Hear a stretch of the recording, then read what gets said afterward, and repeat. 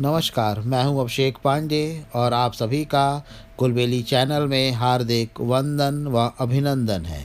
आज हम आपके लिए लेकर आए हैं पंचतंत्र की एक और कहानी, जिसका शीर्षक है अधिक बोलने वाला कछुआ। एक तालाब में कछुआ रहता था। कछुए को बात करने का रोग था।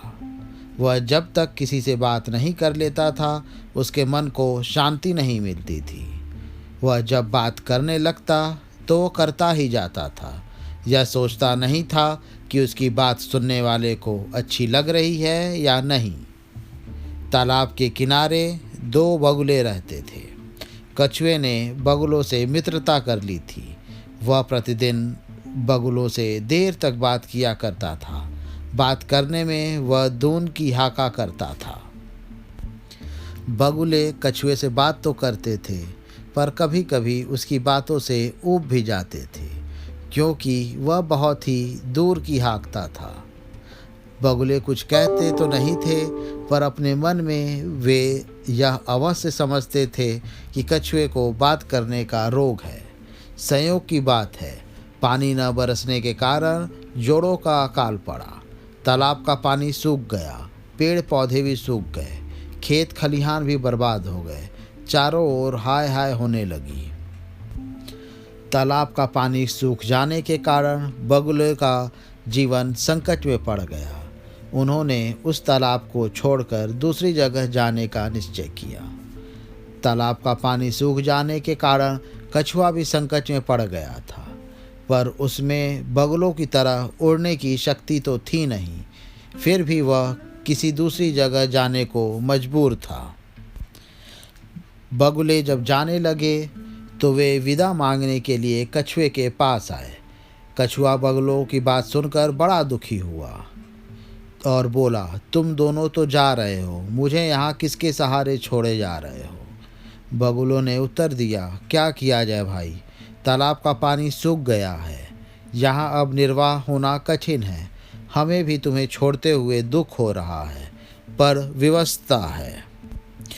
कछुआ बोला, हाँ, बात तो ठीक कह रहे हो, पर तुम दोनों मुझे भी अपने साथ नहीं ले चल सकते? बगुलों ने उत्तर दिया, तुम हमारे साथ कैसे चल सकते हो? हमारी तरह तुम उड़ तो सकते नहीं। कछुए ने सोचते हुए कहा, हाँ, तुम्हारी तरह उड़ तो नहीं सकता, पर एक आइडिया है। यदि तुम दोनों चाहो तो एक उपाय के द्वारा मुझे अपने साथ लेकर चल सकते हो। बगुलों ने पूछा, सुने तो, वह कौन सा उपाय है? कछुए ने कहा, कहीं से ढूंढकर एक लंबी पतली सी लकड़ी ले आओ। तुम दोनों अपने अपने मुख से एक एक किनारे को पकड़ लो। मैं लकड़ी को बीच में मुख से पकड़कर लटक जाऊंगा।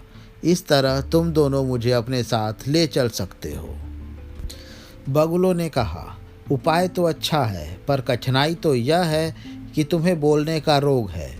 यदि उड़ते समय तुम्हें बात करने का धुन सवार हो गया तो हमारा कुछ नहीं बिगड़ेगा, पर तुम्हें व्यर्थ में अपनी जान गंवानी पड़ेगी।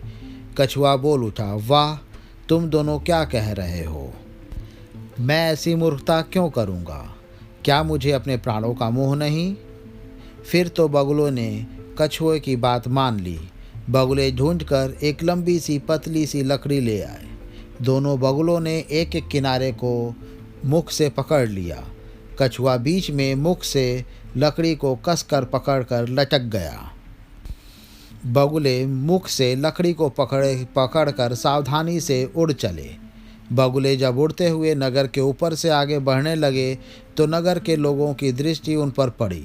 उन्होंने आज तक ऐसा दृश्य कभी नहीं देखा था। बगुले लकड़ी की एक एक किनारे को पकड़ के उड़े जा रहे थे। कछुआ बीच में लकड़ी को मुख से पकड़े हुए लटका हुआ था। लोग तालियां बजा बजा कर हंसने लगे, जोर जोर से कहने लगे, देखो कैसा अद्भुत दृश्य है, दो बगुले कछुए को लेकर उड़े जा रहे हैं। लोगों के हंसने की आवाज़ बगुलों और कछुए के कानों में भी पड़ी।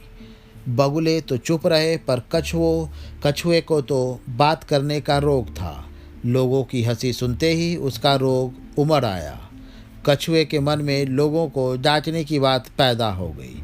पर ज्यों ही कछुए ने मुंह खोला, लकड़ी उसके मुख से छूट गई और वह नीचे गिरकर मर गया। कछुए के मरने पर बगुलों को बड़ा दुख हुआ। वे आपस में एक दूसरे से कहने लगे, अगर कछुए में अधिक बात करने का रोग न होता तो उस बेचारे की जान इस तरह न जाती। हमें अधिक बात नहीं करनी चाहिए। हमें इस कहानी से यह शिक्षा मिलती है कि हमें अधिक बात नहीं करनी चाहिए। बात करने से पहले सोच लेना चाहिए कि बात करने का फल क्या होगा। अधिक बात करने वालों को पछताना पड़ता है। मुझे उम्मीद है ये कहानी आपको ज़रूर पसंद आई होगी। मिलते हैं हम लोग अपने पंचतंत्र के अगले कहानी में। तब तक के लिए मुझे अभिषेक पांडे को आज्ञा दें। नमस्कार।